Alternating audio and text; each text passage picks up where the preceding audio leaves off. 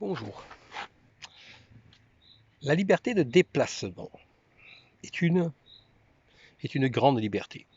Alors je me rappelle, j'étais avant la chute du mur de Berlin en Union soviétique, à la fac de Vladimir pendant un certain temps.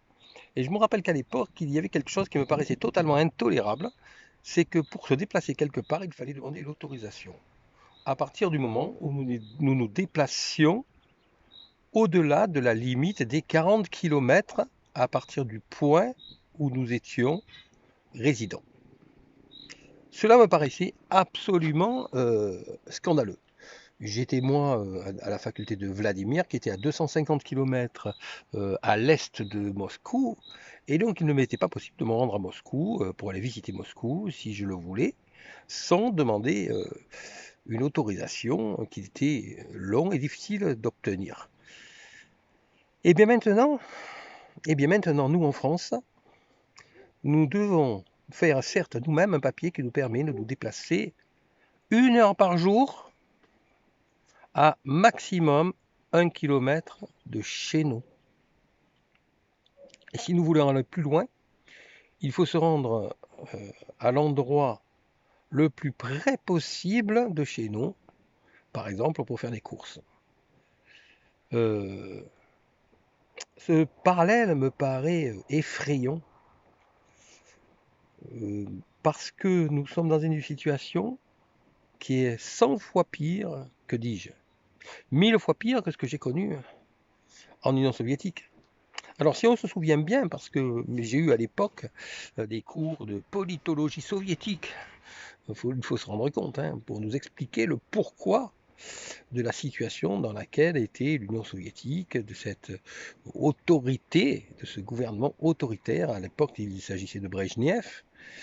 On nous expliquait tout à fait, de manière tout à fait cohérente, pourquoi cela était nécessaire. Et bien entendu, je rejetais moi et les Occidentaux en général rejetaient totalement ces explications. Et maintenant, nous en France, nous avons des explications qui nous sont données de la même manière que je me rappelle, on me donnait des explications en Union soviétique pour nous expliquer pourquoi notre liberté est entravée, totalement aliénée.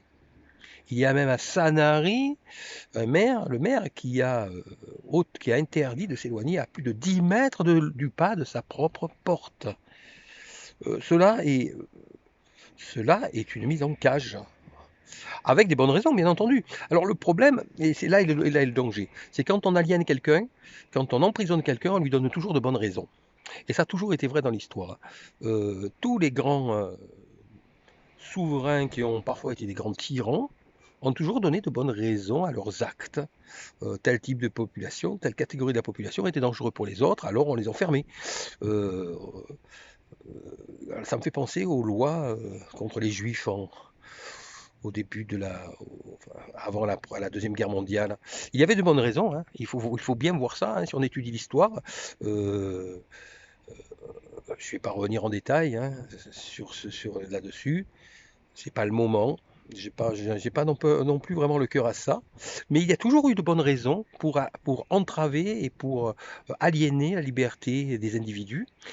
Alors, je ne dis pas que les bonnes raisons qu'on nous donne actuellement du fait de la pandémie ne sont pas bonnes. Elles sont certainement très très bonnes. Mais, euh, mais voilà, je trouve cela très dangereux et cela me fait étrangement penser à d'autres événements de l'histoire. Surtout que certains pays comme la Suède, la Hollande, n'ont pas cru bon d'aller dans la même voie. Et je n'ai pas l'impression que la Suède et la Hollande aient plus de cas graves que nous. Ils ont tout simplement fait appel au sens civique de la population. Et je ne pense pas que les Néerlandais ou que les Suédois soient des personnes plus obéissantes que les Français, car les Français se sont montrés tout à fait obéissants. Trop, trop obéissant d'ailleurs, je trouve.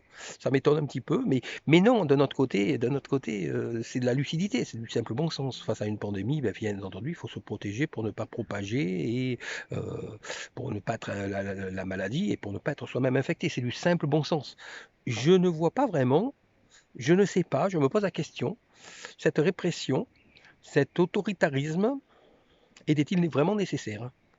N'aurions-nous pas pu arriver au même résultat sans autoritarisme, sans, sans interdire, sans interdire les sorties, par exemple?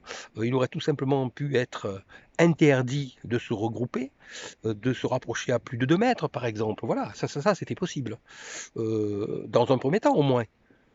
Mais nous imposer le confinement en interdisant la sortie, je ne suis pas sûr, je ne suis pas sûr que cela était nécessaire. Voilà, c'est une question que je pose dans tous les cas et qui par la suite sera certainement soulevée par de nombreuses personnes qui se posent la même question que moi et surtout du fait que certains pays ont fait le choix inverse qui était de ne pas imposer le confinement strict et autoritaire comme cela a été fait en France et ont fait appel au sens civique des citoyens.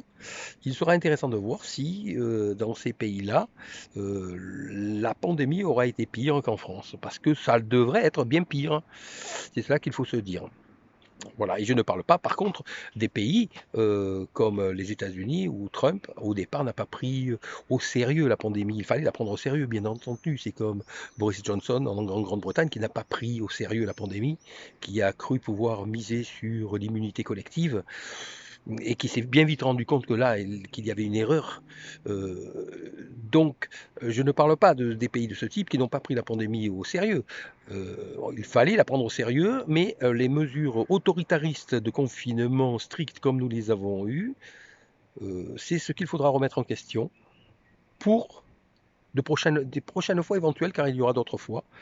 Et je pense qu'il est intéressant, qu'il est important de savoir si, de définir quelle serait la procédure dans ce cas-là. D'un côté, ne pas arrêter l'économie, ne pas arrêter le pays, ne pas emprisonner la population. Je pense que cela est possible avec de simples protections et de simples mesures civiques acceptées par la population, par simple bon sens. Voilà, je vous remercie et je vous dis donc à bientôt pour une prochaine vidéo.